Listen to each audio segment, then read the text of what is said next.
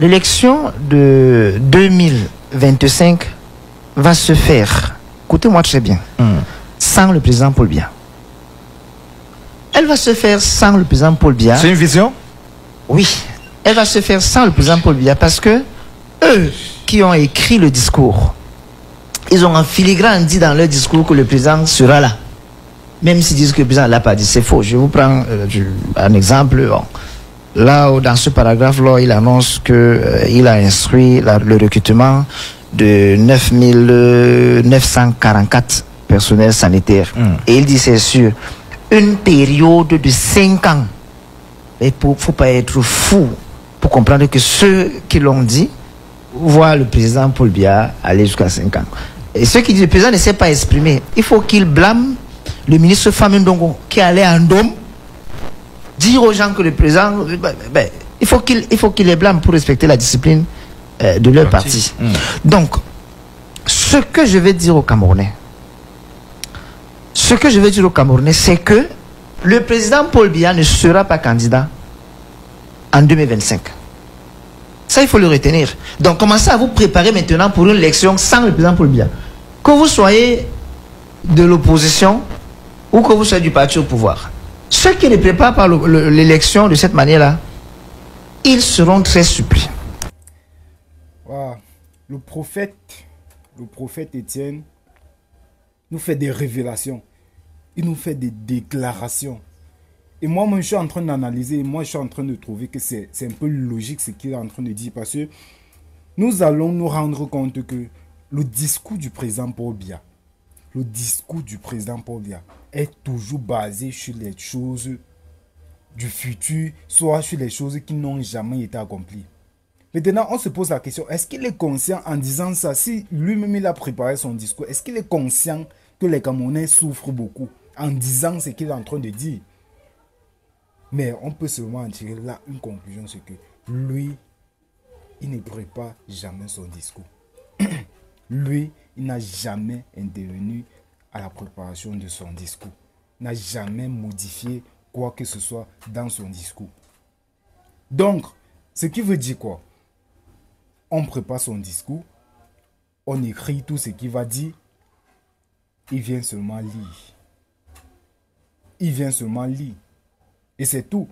Pendant le montage ou pendant le tournage ou pendant l'enregistrement, il ne peut pas dire que non, voilà, le président, moi je ne suis pas d'accord. Il est même d'abord, à un moment, on se dit que le président doit vraiment, mais vraiment se reposer. Parce qu'il est fatigué. Il est épuisé. Le père est trop épuisé.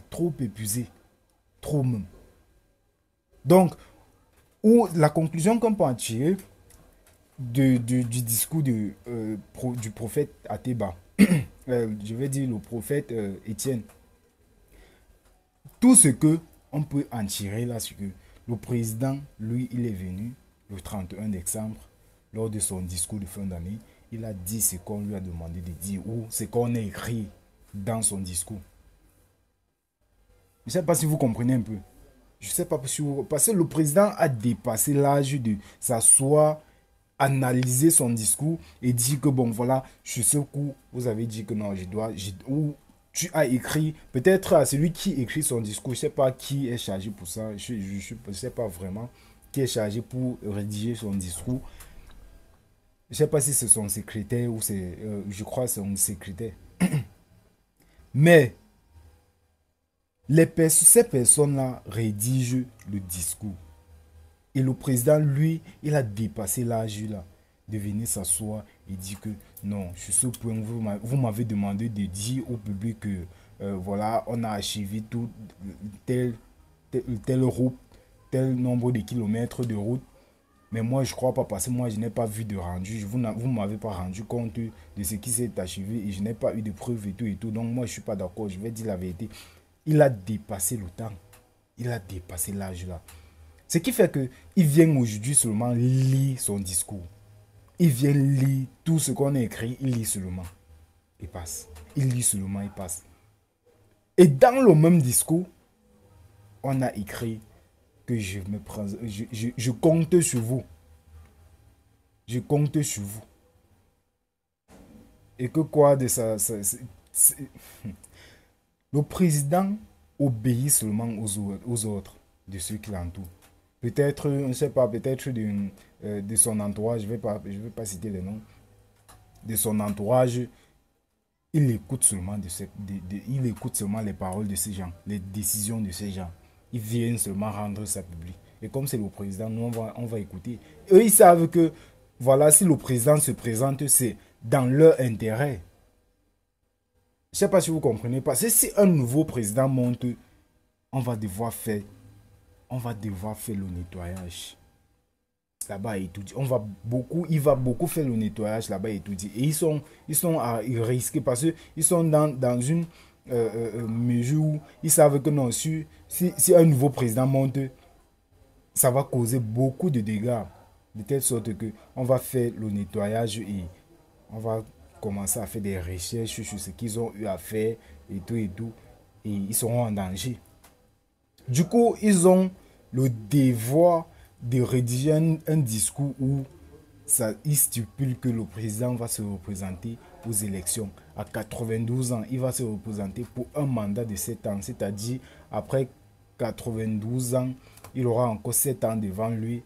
À 99 ans, peut-être il va encore repenser à déposer encore une autre candidature pour descendre, je ne sais pas, à 100, 108 ans ou à 106 ans. Des choses comme ça. Des choses comme ça, ça veut dire que son entourage compte tellement sur lui. Je suis sûr qu'à l'heure où nous en sommes, ils sont en train de prier où ils souhaiteraient que le président redevienne peut-être un jeune monsieur de peut-être de 80 ans ou de 80 ans, je vais dire, ou de 70 ans. Vous comprenez un peu? Ils sont dans leur souhait, c'est que le Tout-Puissant rende plus jeune le président Paul Biya parce qu'ils savent que tant que le président Paul Biya est au pouvoir, leurs pouces sont remplis. Tant qu'il est là, ils sont sauvés, ils sont en sécurité. Vous comprenez un peu? Donc, moi, je suis d'accord avec le prophète Etienne Bakaba. Je suis d'accord avec lui parce qu'il sait que le président n'a jamais rédigé le discours qu'il a lu le 31 décembre. Il n'a jamais rédigé le discours. Il n'a jamais eu le temps de s'asseoir et faire des analyses et comparer ce qu'on a dit dans le discours et ce que le pays a accompli au cours de l'année. Il n'a jamais eu le temps là parce qu'il n'a plus l'énergie. Vous comprenez ça? Donc, les ministres et les militants du RDPC qui se préparent déjà, parce qu'il faut qu'ils sachent que le président Paul Biya ne va pas se présenter aux élections, déjà pour commencer. Maintenant, s'il décide peut-être de nommer quelqu'un à la tête du RDPC, à la place de Paul Biya, qu'ils sachent que le temps est même déjà passé pour commencer, et même s'il y avait la possibilité de le faire, ils ne vont pas gagner les élections. Donc, si tu n'as pas encore fait ta carte d'électeur, tu n'as pas encore fait ta carte, si tu ne t'es pas encore inscrit sur les listes électorales, tu as encore le temps de t'inscrire sur les listes électorales parce qu'en octobre, on doit aller s'exprimer dans les urnes, on doit aller exprimer notre désaccord ou nos désaccords. Vous comprenez ce que je dis? On doit aller dans les urnes, on s'exprime là-bas, on dit ce que nous on pense. Parce que si on continue à cause, ou si on continue peut-être à dénoncer en ligne, personne ne regarde, personne ne nous voit. Ou bien personne ne nous écoute. Personne ne nous écoute. Ils vont peut-être voir, mais ils vont dire que bon, c'est la même chose chaque année. Donc, le président Paul Biya a beaucoup fait pour nous. Il a beaucoup fait pour nous.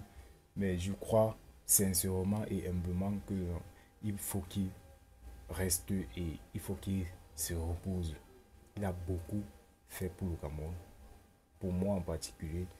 Donc, ciao, ciao.